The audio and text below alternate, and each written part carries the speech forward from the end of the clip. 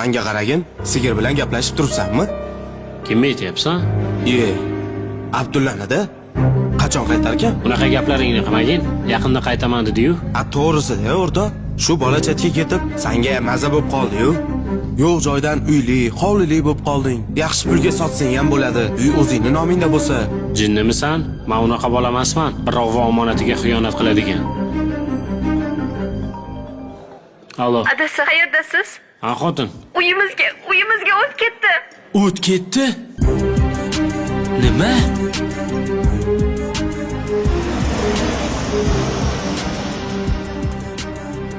Va nihoyat qaytibsan-da, o'rta.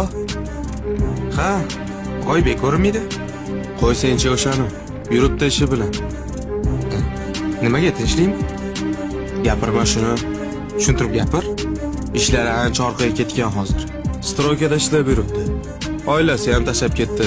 Uyi ham yonib ketdi. Biz hozir uni klubga qo'shayotganimiz ham yo'q. Sen ham uyingga uxlading shekilli. Uni nomidamidi?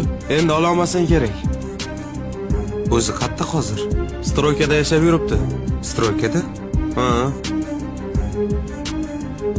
Sen ham o'rtoqmisan? Shunchalikka borasan. O'rtoq, qarzlarimni hammasini qaytaraman. Tupurdim o'sha qarzlaringga. Boshingga shuncha kulfat tushibdi.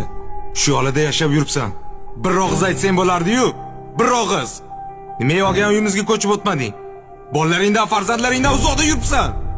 O'rtoq, u sana omonating. O'chir ovozingni. Biz o'rtoqligimiz oldida uy-joy, mol-mulk, sarriq chaqa. O'rtog'im shunaqa azobda yursa-yu, menga uytadi deydimi? Hoziroq oilangni olasan-da. O'sha uyga ko'chib o'tasan. O'sha yerda yashaysan. O'rtoq, meni qiynama. Sen meni qiynayapsan. Aytganimni qil. O'sha uy senga. Shunaqa og'ir kuningda bir kuningga yaramasam, nima qilib o'rtoqman deb yuribman?